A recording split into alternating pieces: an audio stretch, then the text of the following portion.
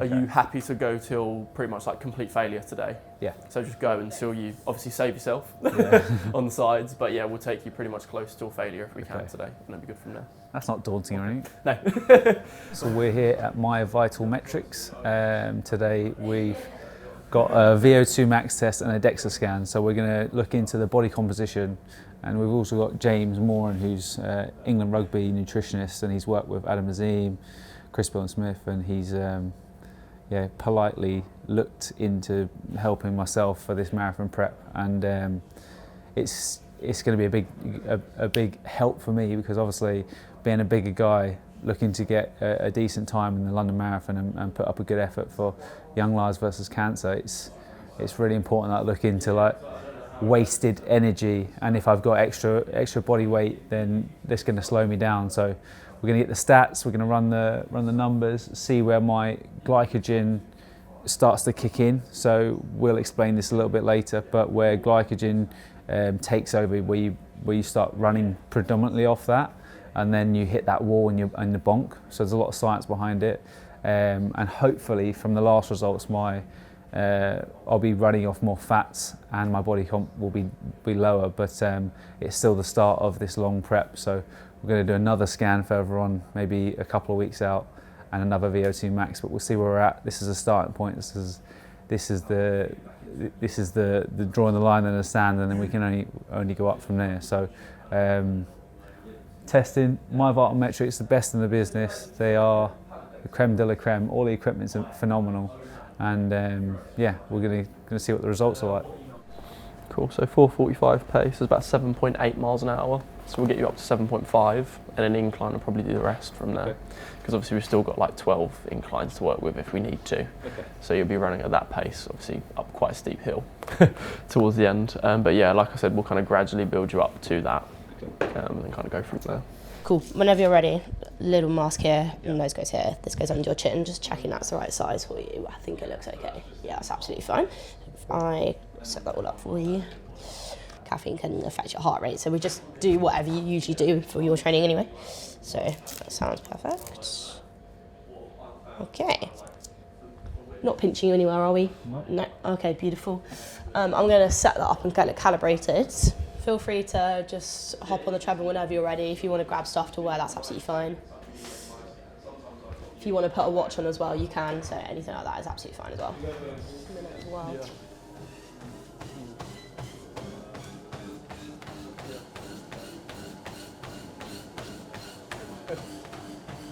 Good job.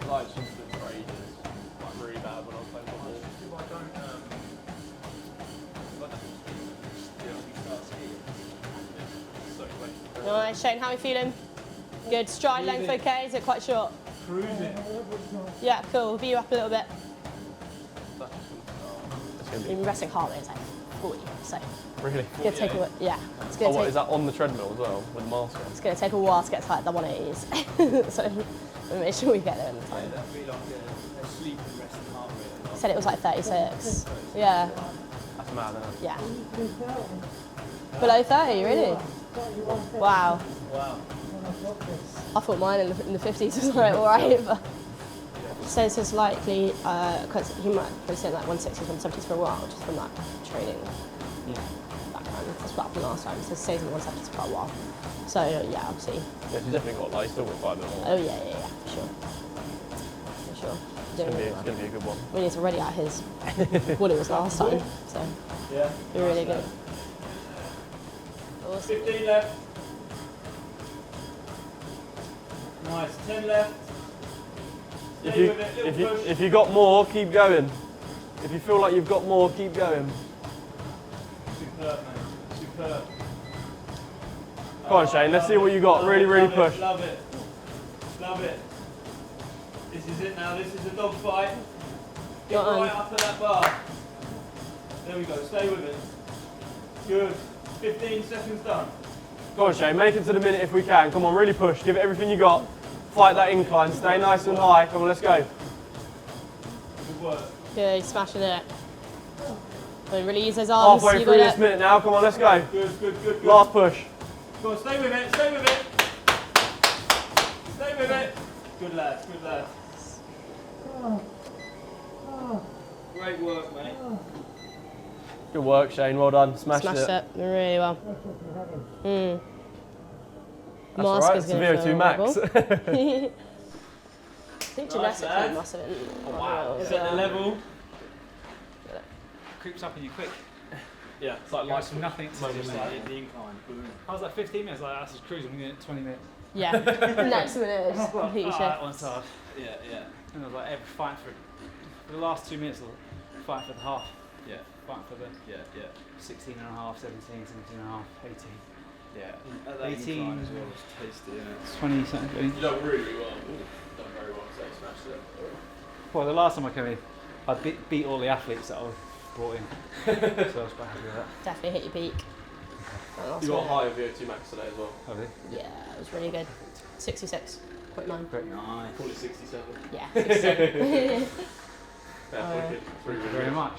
Zone 2, 132, 138. 1, 3, 2. 138. Okay.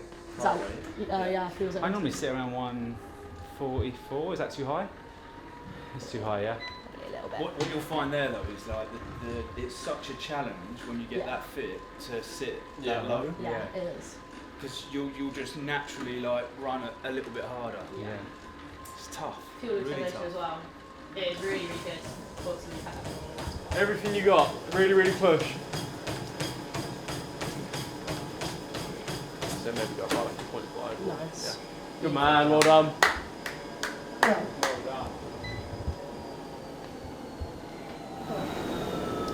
Feels harder than a 178, isn't it? Beats per minute. Nice, really, really good job. Oh, incline. Oh, no, sorry. Alright, if you want to speed it down, slow it down, you can. Your peak VO2 was achieved before you started working anaerobically. So you hit sort of like your red zone, that kind of crossover, but you didn't surpass what you were breathing in before then. Really? It's interesting. That's interesting. What does that mean? He's like stronger than his lungs, like is in like his leg strength to his lung capacity. I mean, potentially, yeah. I mean, we probably, yeah. Or you probably could have maybe gone a minute or two more. Yeah. Yeah, I think it's the incline that gets you there. Yeah, that's So what I hard, felt. yeah. It's the incline. I felt like I could go quicker, but I just If it stayed at like 7, Yeah. but gone speed up, Yeah. you can open up your stride. But the steeper it gets, the shorter your stride Yeah, gets, doesn't exactly. it? And then you find yourself coming back. gets all hippie, doesn't it? You end up getting a bit. Yeah, for sure. She said that or not? That's good. Done really well though.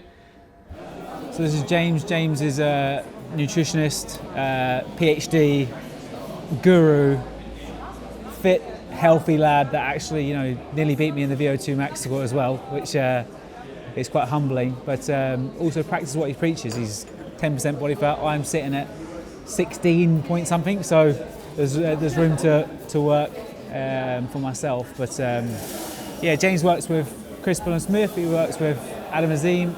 And also, more recently, worked with England Rugby. So he's been taken on as the head nutritionist there. So, amazing person to have on my journey towards the London Marathon. So I'm really, really appreciative of your time, James. And we went through a DEXA scan today. So just going to run some numbers and see where I can improve and become more of an efficient runner.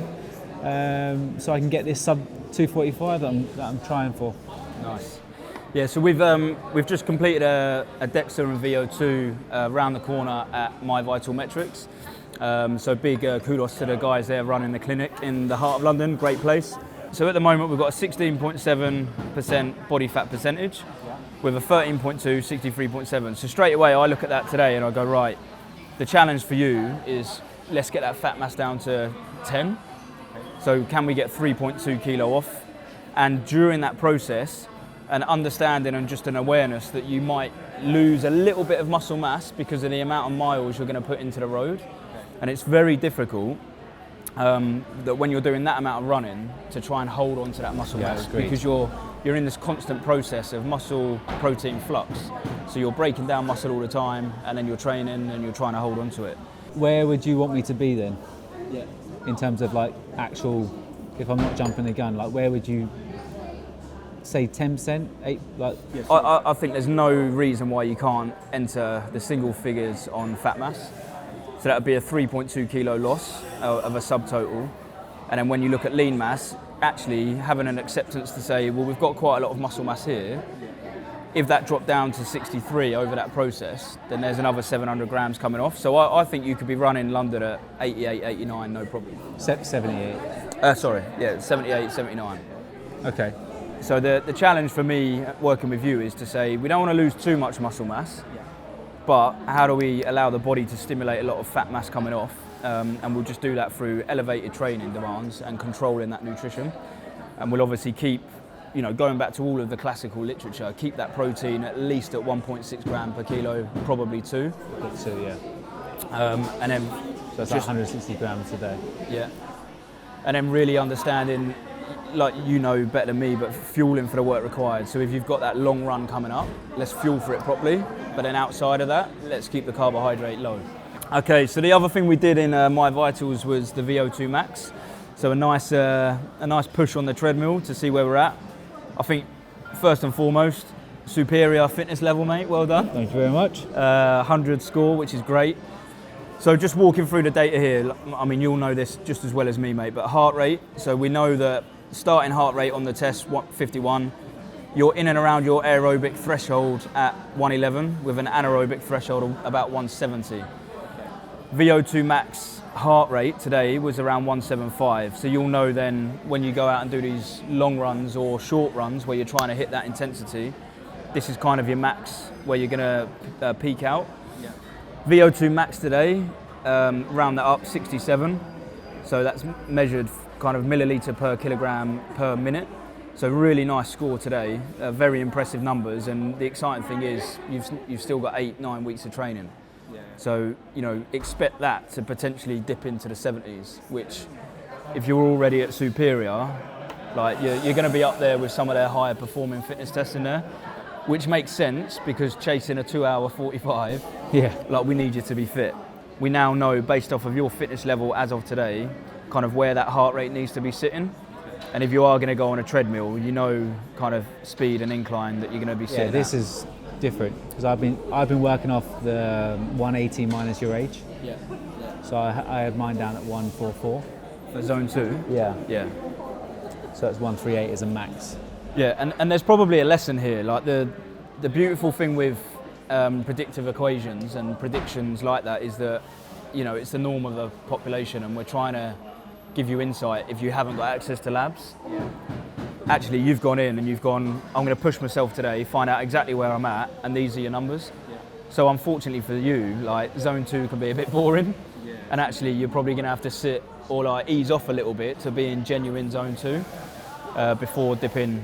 Because if you're running at 144 at the moment, you're probably actually a zone 3. Forget marathon training for now. If you were like, I'm going on holiday with the family, I want to look great in trunks, I want to get as lean as possible, for every minute of exercise you do, you're going to maximise fat oxidation at around this 138, in between 132 and 140. And that would be, if someone said to me, my goal is solely to lose fat mass, this is the sort of data that you're going to be looking at. And that's effectively what I want to do anyway, right, for the marathon? Exactly that. So we need to implement a load of zone 2 work to maximise the fat loss during training. But importantly, when you're then going to go out and do fast 10k runs or like marathon paced training, actually we probably need to fuel for that correctly.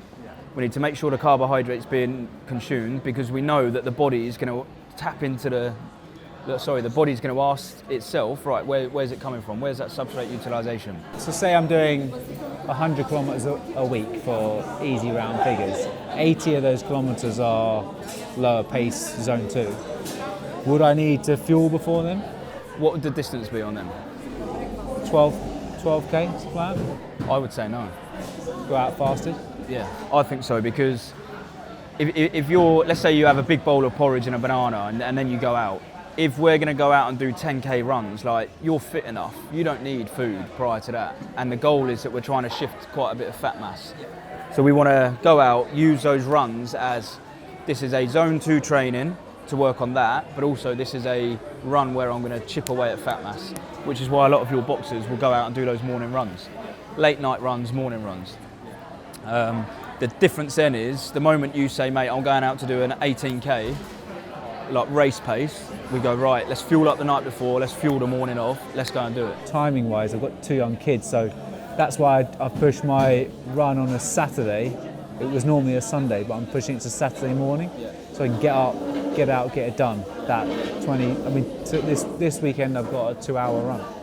So I think with that then, on a Friday night, you've got to have a bit of a pasta meal with the family, enjoy getting that high carb in, knowing that, okay, I'm going to sleep high, but tomorrow I'm going out and I'm doing it. And it might just be in the morning that you have something quick and easy like a banana, and off you go. So we're going to aim for what, 78 kilos? You are? Aim for 78 kilos? I think so. I think so. 5 kilos off? I mean, potentially, with the amount of running demands that you're going to put the body through, I'd probably naturally get to that, there's no reason why you can't get lower. But I think it's important to have targets to be aiming for, and we try and get there. So we'll do that same test 2 weeks out? I think so, yeah. The moment you start your tapering, we get back in there, because what you don't want to do is a VO2 max too close to the race. Yeah, exactly. Yeah, for sure. Injury risk as well. Indeed. All good? Top man, thank Nice. you very much, mate. Really appreciate it. Beautiful.